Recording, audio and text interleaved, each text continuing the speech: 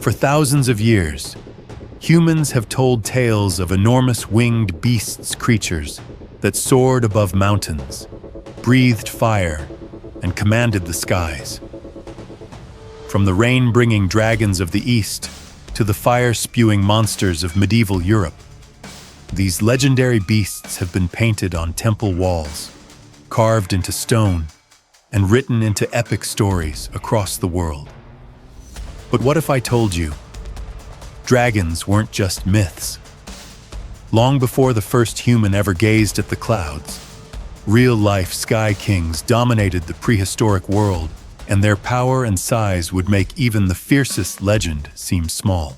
Today, we'll travel deep into history and millions of years into the past to uncover the real creatures that may have inspired dragon myths. And when you see the size, the hunting power, and the reign they held over the skies, you'll understand why ancient people might have remembered them in the form of fire-breathing gods.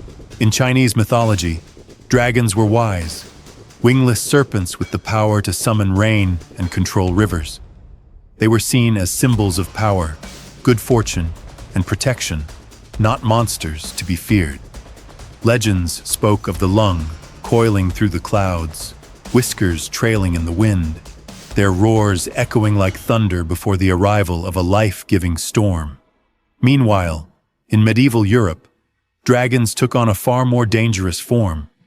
These were enormous, winged, fire-breathing beasts, the kind that could level a castle, hoard treasure, and devour knights in a single gulp.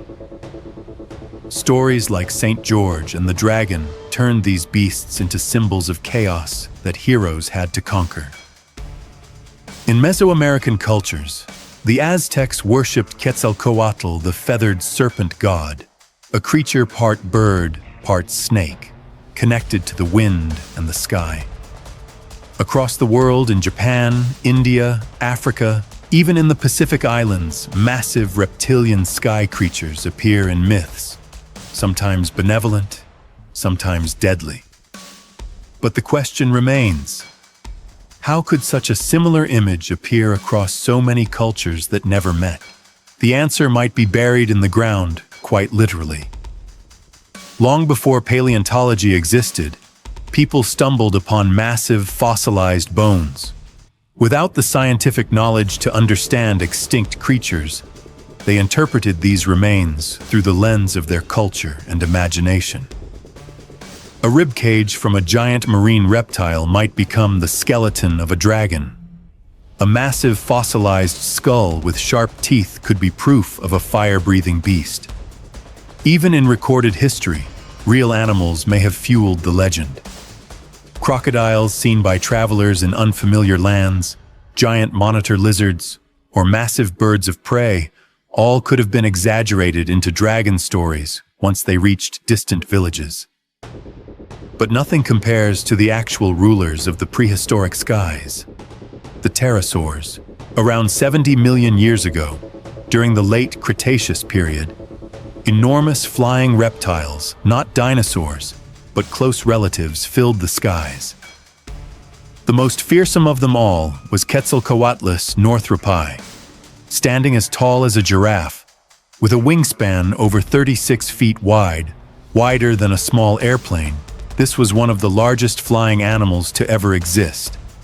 Its long, spear-like beak could snap up fish, small dinosaurs, or anything unlucky enough to be caught. Scientists believe Quetzalcoatlus didn't flap like a bird, but launched itself powerfully from the ground, then glided for miles on warm air currents, surveying the land like a silent predator. And it wasn't alone. Hatzegopteryx, another massive pterosaur, may have been even more terrifying. With a thicker skull and powerful jaws, it could have hunted on land like a stork, except this stork could swallow a dog in one bite.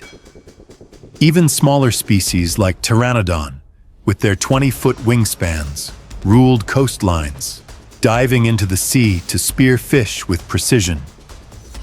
From above, these reptiles would have cast shadows big enough to darken an entire herd, If early humans had ever seen such a creature, even a fossilized skeleton, the image of a dragon, would have been impossible to forget. Pterosaurs weren't mindless monsters. They were highly adapted hunters, using air currents and weather to their advantage. Some soared for hours without flapping, saving energy until the perfect moment to strike. Their eyesight was razor-sharp, allowing them to spot prey from incredible distances. On land, some species walked upright on their wing joints, stalking like herons in search of small prey. Others dominated coastal cliffs, nesting high above predators. Their beaks were shaped for different hunting styles, long and thin for fishing, wide and strong for crushing shellfish, or spear-like for skewering meat. The skies of the late Cretaceous were not a safe place. They were ruled by silent shadows, living legends. But even the kings of the skies could not escape the disaster that ended the age of dinosaurs. 66 million years ago, a massive asteroid struck Earth, sending dust into the atmosphere, blocking sunlight and collapsing the food chain.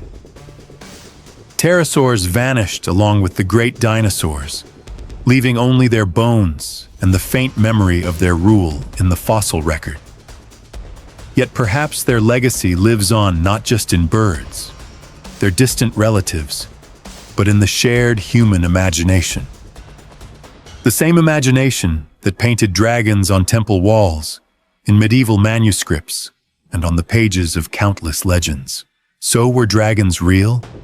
Not in the way our stories tell them, no fire-breathing castles, destroyers, or treasure hoarders, but in the prehistoric past, creatures so vast, so powerful, and so awe-inspiring soared above the earth, that the line between legend and reality might not be so clear after all.